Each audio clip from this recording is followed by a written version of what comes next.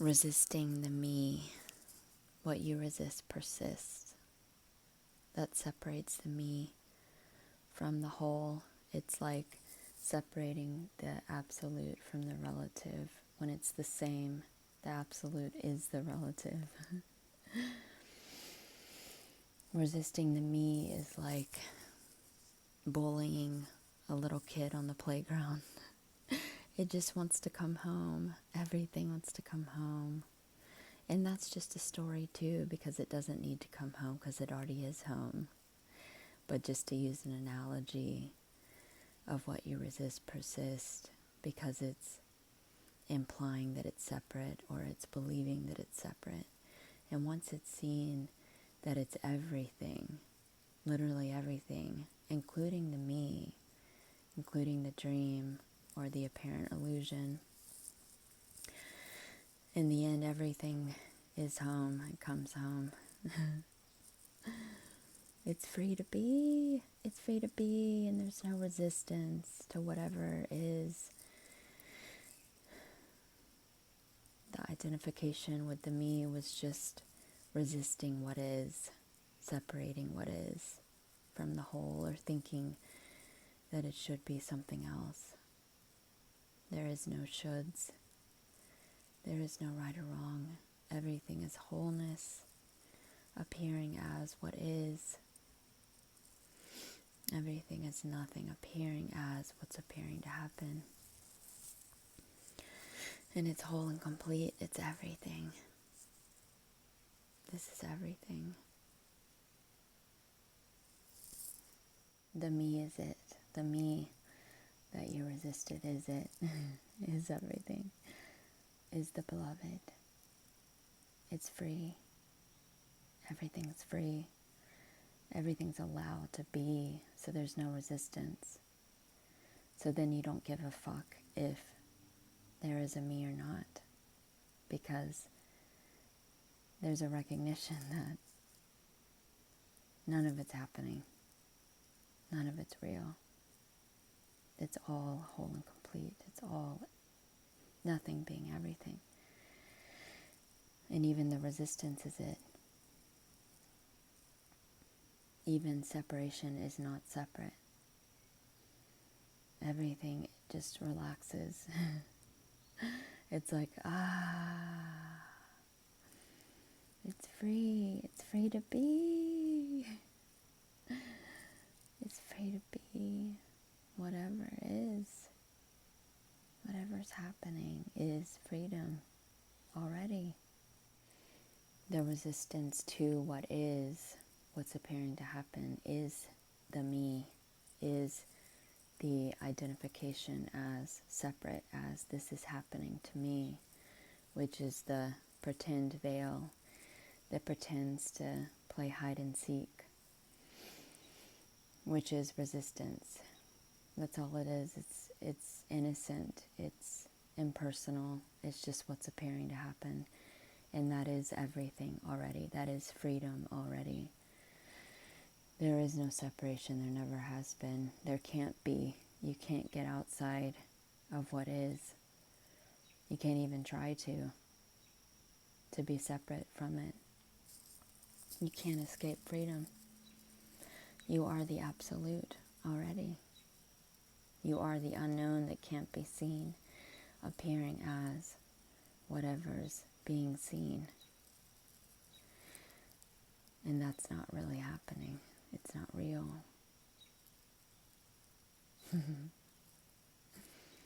You're invincible. You're not the body. There is no real body. This is all just for fun. It's a play that no one's in. It's automated. It's just doing itself by not doing anything. One of the apparent ways that you pretend to hide from yourself as freedom is through, well, it's just resistance, but pulling in, pleasure and resisting pain, resisting certain things that appear to arise. But then there can be this recognition that it is the pain. It is everything that I resisted. It is resistance. And then everything is just allowed to be what it is. Impersonal appearances, appearing and disappearing as emptiness, as fullness, as aliveness. It just is.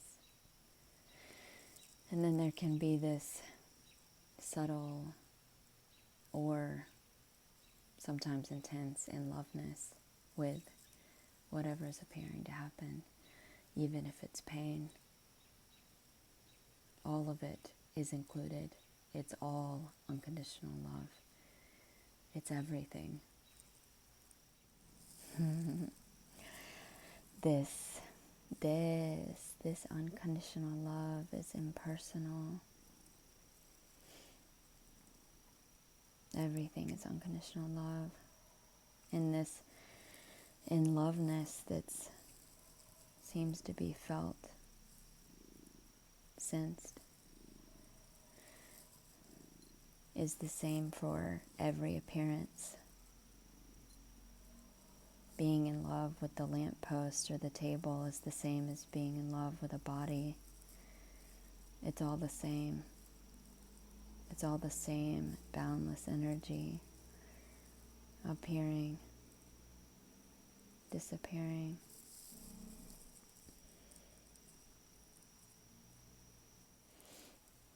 And the apparent story of a gradual dissolving or falling away of the me, which is just the sudden recognition that there never has been a me. There never has been a story. It was just a story. It was just an idea. The whole life. I was never born. I can't die. This is eternal. This is timeless. It's just this. And even this is not happening. This is just an appearance. I'm not in the body. There is no body. There is no world. There is no time. There is no space. There is no distance. It just becomes so obvious that it was just a story.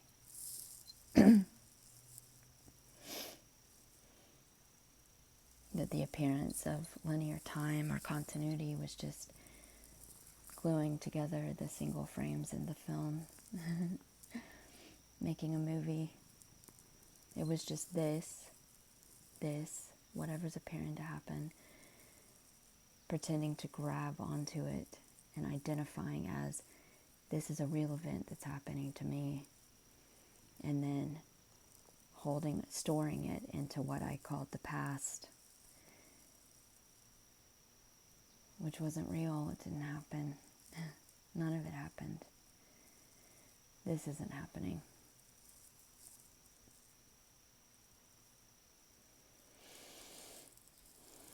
But there can be, anything can appear, it's a relief, but sometimes it can be a grieving. It can appear as a death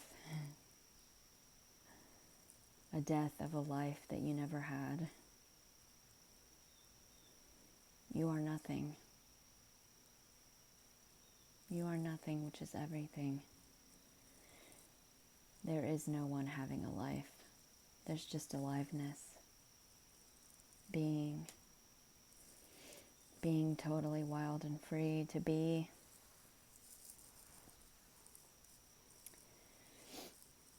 There can appear to be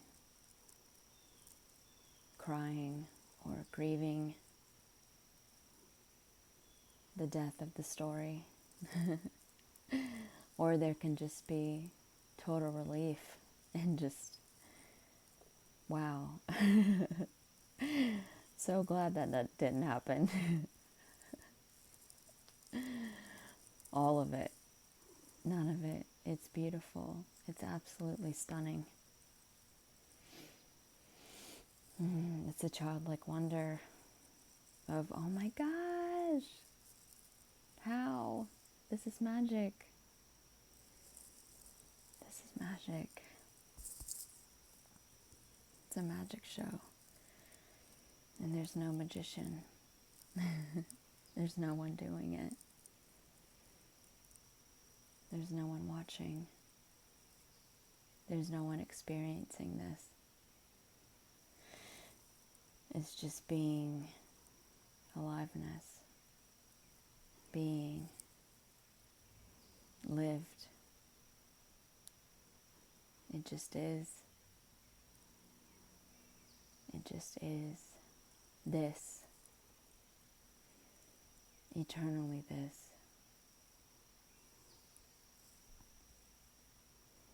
Empty, appearing full. Stillness appearing as movement. Silent sounds. It's every sensation, it's every thought. It's every appearance. It's being alive. Love. Love for no reason. Love for no reason is limitless love. No conditions. The reason appears to limit the limitless. It appears to pretend to hide behind reason. And when there's no reason, there's no meaning. And when there's no meaning, there's no veil of illusion. Nothing is real. Everything is wild and free to be, to be. If you ask a kid, why are you playing? They answer, I don't know. There's no reason, there's no meaning. It's play. It's play. This is it. This is play. This is unknowing playing. This is the unknown that can't be seen appearing as what's being seen unknowingly. When there is no more trying to know, it's free to be unknown, to be playful. Apparently in the story, this questioned a lot, was skeptical, was a myth buster, and was always trying to solve the riddle. What are we doing here? What the hell's going on? Which did not lead to this because that literally didn't happen. But there was the question, apparently, what was I before I was born? And all I could come up with is nothing. I don't know. It's unknown. And then there was the thought arising, well, why wouldn't I still be that? Wouldn't it be this?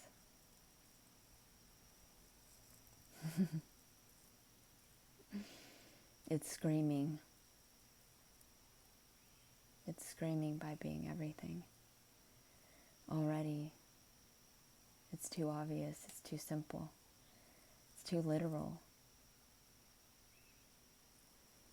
The veil, the pretend veil of reason, was pretending to play hide and seek.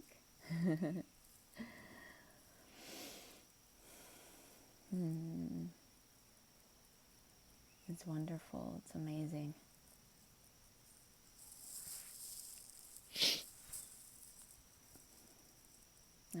one's doing it. No one's watching this video already.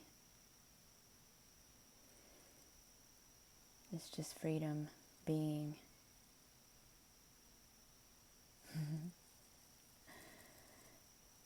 Yay. If this resonates and there's